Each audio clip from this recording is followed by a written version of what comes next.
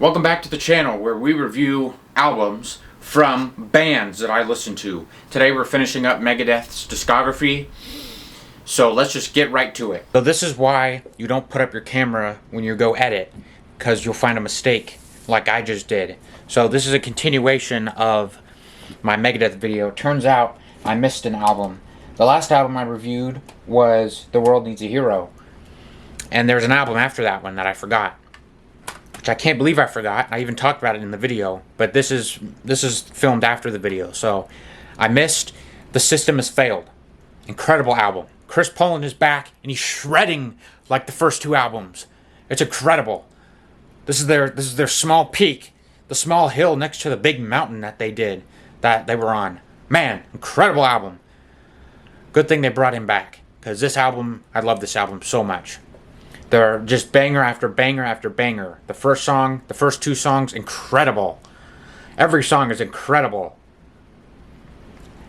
This is a perfect album. 10 out of 10 album. That's what this is. Okay? So I didn't forget it. It's in here. It's in the video. United Abominations. Freaking incredible album. Incredible album, okay? You had Glenn Drover and Sean Drover on this album, and it is intense, okay? It is intense. The previous album was The System Has Failed, and that had Chris Poland on it. He came back. That was awesome. But this album is better. This is in their little tiny peak, like they went over a small hill, and this is that small hill. And now they're on the downhill slope after this album. An incredible album. Some incredible shredding, drums, the songs on it, just incredible. Like, just banger after banger after banger after banger, and then the last song is just freaking crazy. If you haven't noticed, but there's a wasp outside my window, but Megadeth on some albums, Mustaine, like on the very last song, he'll make the song will be like intense, just this crazy song, like intense song. Like on Rust in Peace, it was Rust in Peace Polaris. That song is freaking intense, incredible. On Euthanasia, it was Victory. That song is intense, just freaking crazy. On Cryptic Writings, FFF, that song is freaking nuts, like intense, crazy. And this song, Burnt Ice, if you listen to it, it's freaking intense. It's crazy. It's just like, it's just intense.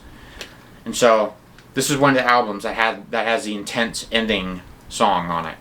Incredible album. This came out, I think, the year I was born, around the time I was born. So this is like a 20-year-old album. That's crazy. That's insane. That's ridiculous. It's a 10 out of 10. Perfect album. Endgame, 2009. This album.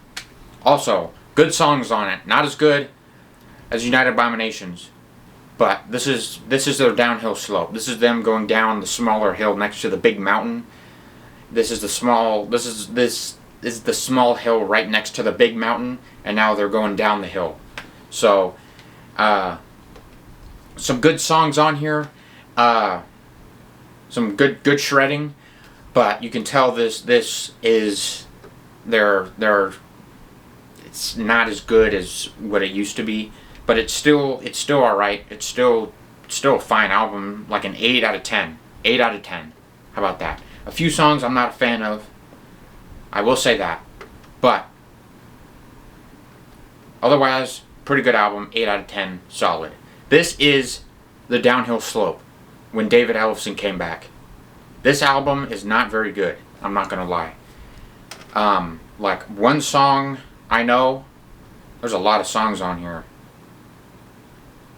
There are 13 songs, apparently. Well, 14. There's a live track, but that's a bonus track, so I'm not going to count that. There are 13 tracks, and the album is called 13. He has a thing with 13, but this album is just not very memorable, in my opinion. I've listened to it once, and it didn't hook me like the other albums. It hasn't. It's just I don't know. It's just not memorable. It doesn't like I don't find myself singing the songs on it. Maybe one song, but that's it, because that's the only song I've actually listened to, like thoroughly, like multiple times. And that's, I think, Guns, Drugs, and Money. And even that song is not the best song at all. So this album is just not very memorable. I mean, This came out in like 2011, so it's like, I don't know, it's just, I mean, I'd give it like a 4 or 5 out of 10. Just not very memorable in any way. And like, I don't know. Just doesn't do it for me. This album, 2012, I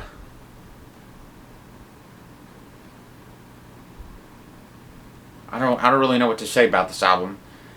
It's just kind of like meh. Lower, under, it's just meh. It's just like 5 out of 10. Halfway, just like, I don't know. It's not like it's horrible, but it's not the best. It's meh. It's like it's in the middle, maybe slightly under the middle. I don't know.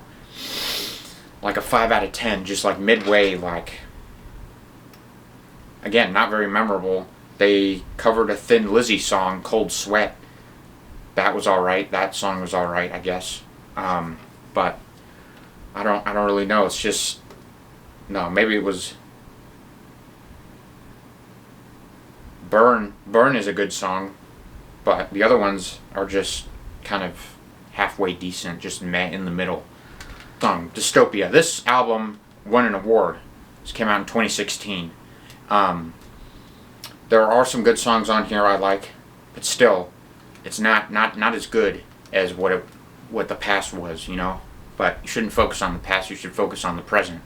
But this album, it's better than the last two I just reviewed. This album is slightly better. They stepped up their game. I mean, it won an award, so it has to be somewhat good, you know. There are some good songs on here, I will admit. It is better than the last two, that's for sure. So I'd give it like a 7 out of 10. It's better than halfway, that's for sure, but it's not like an 8 or above, you know. It's like a 7. It's a 7. So good shredding, good lyrics. I mean, it sounds good. That's kind of the most important part, and the singing is what keeps it from, and not because I don't like his vocals. It's just, this is when his voice started like going out a little bit, I think. Maybe not just yet, but you can tell, like, as he got older, you know, eventually he got throat cancer, you know, and so I think this was around the time when that happened. So you can kind of tell that's what was kind of happening, but just 7 out of 10. Sick, the Dying, and the Dead. This album, again, it's about the same as Dystopia. There's like one song I hate on this album, and it's the one with Ice-T on it. I don't know what they were thinking with that. That I don't like that song at all. But all the other ones are good. The Sick, the Dying, and the Dead, that's a good song. There are other good songs on here. But it's just, this is like 2023, I think. Yeah. So again, this album is like just 7 out of 10. I don't know, it's the same. They're the same kind of like Dystopia and this album. I don't know, they're the same to me. The covers look the same for some reason. I don't know why. They look the exact same. It's like the same album. It's like Dystopia was one album, and this is like a part 2 of Dystopia. I don't know why. I can't let it go. The album covers look the same. They're just slightly different in a different color. One's gray and one's like orange and brown. It's like part 1 and then part 2. So to me, they're the same album. They're both a 7 out of 10. Okay. They have some good songs. I mean, that's just how I feel. Our next band that we're going to do, you'll see in the next video. Oh, and stay tuned for next video. Peace out.